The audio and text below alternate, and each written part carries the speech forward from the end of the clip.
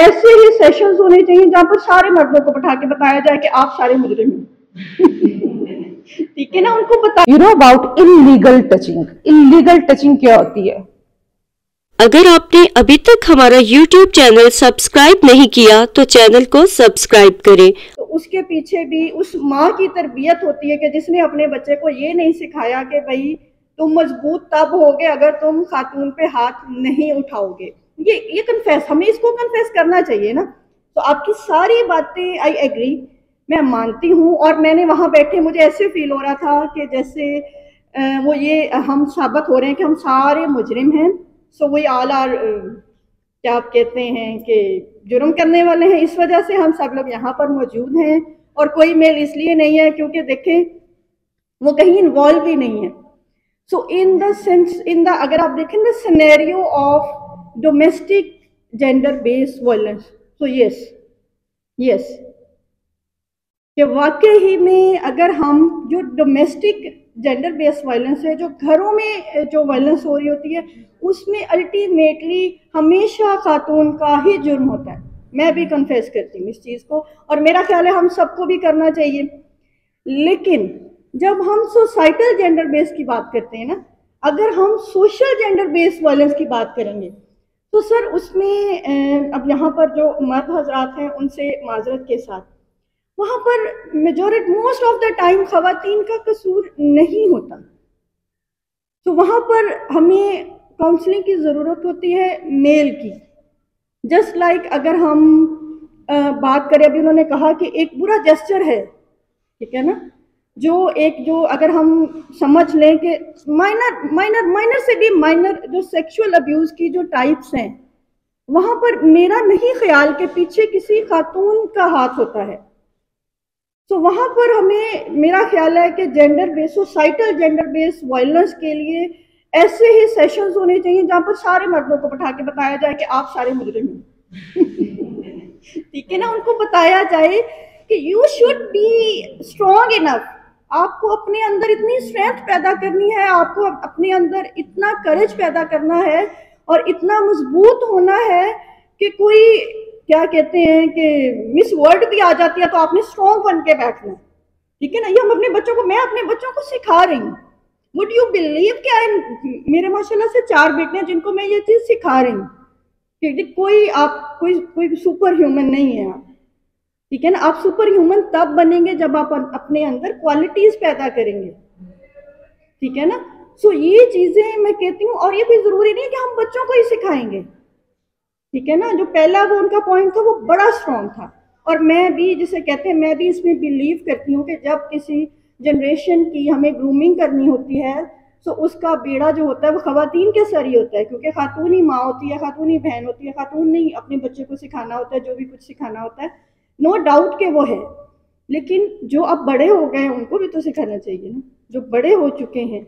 वो किसी ने पूछा ना बच्चों से कि आपको अपने पेरेंट्स के बारे में आपको एक कमेंट करना चाहेंगे, तो वो बच्चे ने कहा वो इतने बड़े हो के हमें मिलते हैं कि हम उन्हें ठीक नहीं कर सकते।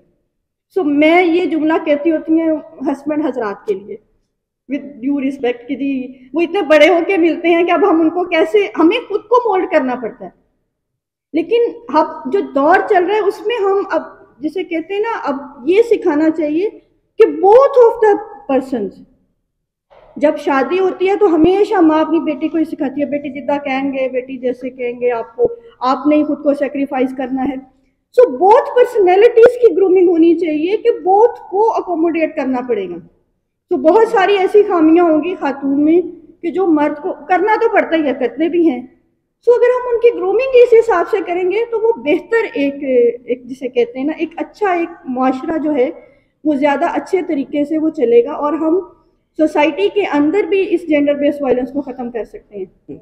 जेंडर बेस्ड वायलेंस की अब इसमें सिर्फ खवातीन नहीं आती, इसमें ख्वाजा सरा हजरात भी शामिल होते हैं।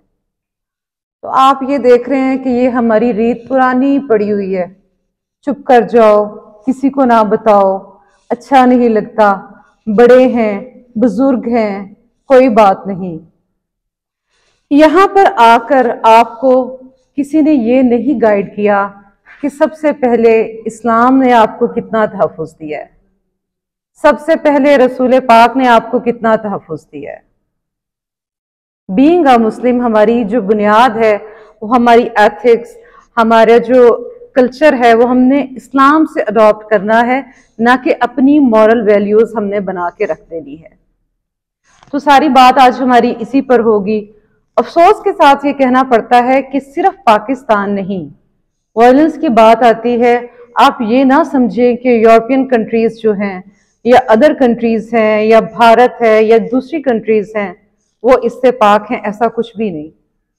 जितनी यूरोपियन कंट्रीज में लिबर्टी है उसी हिसाब से औरत पर तशद्दुद भी आप देखें, उसी हिसाब से उनकी रेशो आप देख लें उठा के, जो उनके साथ मिसकंडक्ट होता है, जो घर में मारपीट होती है, जो बाहर उनके साथ होता है, वहां पर भी इतने लॉज, इतनी प्रोटेक्शन मौजूद होने के बावजूद वहां पर भी होता है।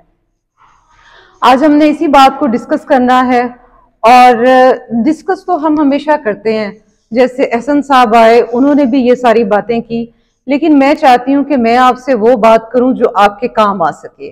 ये सारी बातें कहीं ना कहीं आपको भी पता है, मुझे भी पता है, पूरी सोसाइटी को पता है, लेकिन हमने इससे छुटकारा कैसे पाना है और हमने ये देखना है कि वो अवेयरनेस हमें मिले जो हमें इस्लाम दे रहा है प्रोटेक्शन, जो हमें कानून दे रहा है प्रोटेक्शन, अकॉर्डिंगली हमारी जगह कहाँ पर है, हम कैसे खुद को सेफ साइड महसूस कर सकते हैं, हम कैसे खुद को सेफ महसूस कर सकते हैं। एक बहन होने के नाते, एक बेटी होने के नाते, एक बहू होने के नाते, जो बेसिकली हमारा पर्पस है, मैं इस पर बात करना चाहती हूँ। अब तशद्दुद है, तशद्दुद की दो इकसाम होती है जो बेसिकली हमें बताई गई हैं, घरेलू और आइली तशद्दुद। घरेलू तशद्दुद क्या होता है, आपके सामने ही है, घर में मारपीट, भाई ने उठ के मार दिया या हस्बैंड ने हाथ उठा लिया, बाप ने उठा लिया। मैंने तो यहाँ तक भी देखा है, कोई मामा चाचा आया हो, उसे भतीजी की कोई बात, वो भी ठाम कर वो भी लगा देता है, कोई गाल नहीं जी बड़ा है। ये कल्चर है हमारे गाँव का, हमारे कंट्री साइड एरियाज का। इवन मैंने फैमिलीज में भी देखा है, अच्छी सिविल फैमिलीज में भी मैंने देखा है, जो बड़ी सिविलाइज्ड फैमिलीज होती हैं उनमें भी ये कल्चर है। और यही हमें कहा जाता है कि जी चुप कर जाओ जी, बड़ा है जी, इसको आपने कुछ नहीं कहना। घरेलू तशद्दुद एक ऐसा रवैया है जिसमें धमकियां भी शामिल हैं। आपको शायद इस बात का पता नहीं होगा कि धमकी देना भी तशद्दुद में आता है। धमकी किस तरह से देना, यानी आपने अपने लाइफ पार्टनर को धमकी दी, अगर तुम ये नहीं करोगी मैं ये कर दूंगा। आपने बच्चों को धमकी दी कि तुम्हारी माँ ने ये ना किया ना, मैं ये कर दूंगा। तो पूरा एक सिस्टम, एक घर, एक माहौल डिस्टर्ब हो जाता है। शायद आपको इस चीज का पता ही नहीं होगा कि धमकी देना भी तशद्दुद के जुमरे में आता है। पता था किसी को? हम तो समझते हैं उसने ऐसे गुस्से में बात कर दी। वो जो गुस्से में वो कह के ये जाता है, आपका हस्बैंड, आपका लाइफ पार्टनर या कोई बड़ा, तो इंज नहीं किया तो मैं इंज कर छड़ांगा, जो अपनी बहन से कह रहा है या अपनी माँ से इवन कह रहा है या अपनी बीवी से कह रहा है या बच्चों को धमका रहा है, वो भी तशद्दुद के जुमरे में आता है। हार्म की एनी सॉर्ट, किसी भी किस्म का हार्म से मुराद नुकसान।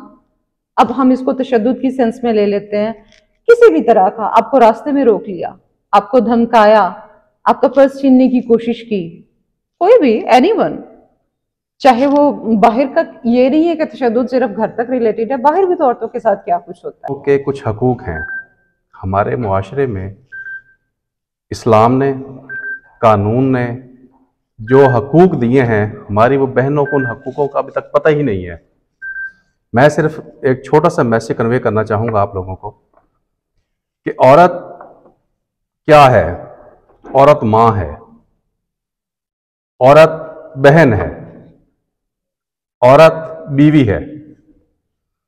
ये तीनों वो चीज़ें हैं जिसके बगैर हमारा मुआशरा, हमारा ख़ानदान किसी सही रूटीन में भी नहीं आ सकता। इवन के यहां तक कहा गया है कि अगर घर की औरत आपकी हमारे इस्लाम के मुताबिक चल रही है तो वो खानदान, वो घर जन्नत है। और मां का दर्जा दिया गया जिसके कदमों में जन्नत रखी गई औरत की वजह से। और औरत को अपने घर में माहौल वो प्रोवाइड करना, चाहे वो बच्चे हों, चाहे वो मर्द हजरात के हवाले से हों, चाहे अपनी बेटियों के हवाले से हों, तभी उसके पाँव में जन्नत भी रखी गई है। और उस जन्नत के एवज कहा गया है कि माँ जब बच्चा जन्म देती है, बच्चा पैदा होता है उसका, तो उसके हवाले से इतनी जो उनके बच्चे होते हैं इतने हुक्म दिए जाते हैं कि आप अपनी माँ की इतनी खिदमत करो कि अपना खून भी अगर आपको देना पड़े, गोश्त एक एक बोटी भी काट कर माँ को देनी पड़े, तो आप उसका हिसाब नहीं दे सकते। औरत के हकूक माँ, बहन, बेटे के अलग अलग हैं।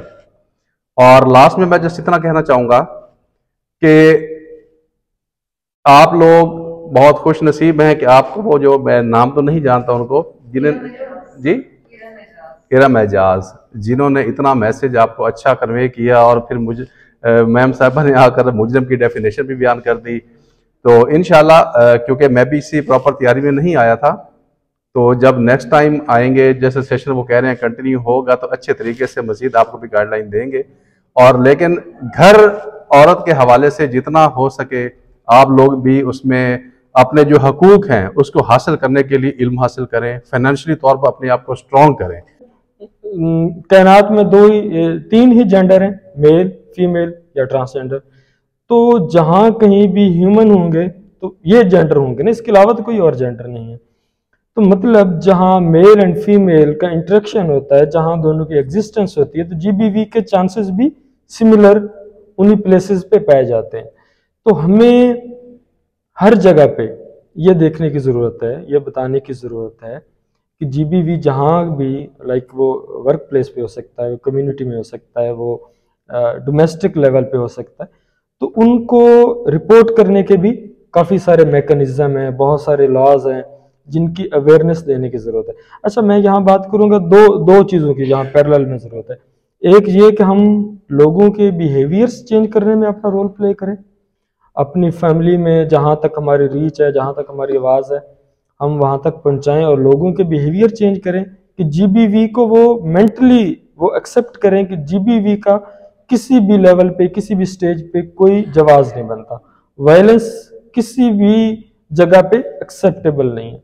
और दूसरी अवेयरनेस इस बात पे होनी चाहिए कि कौन कौन से लॉज हैं, कौन कौन से कवानीन हैं।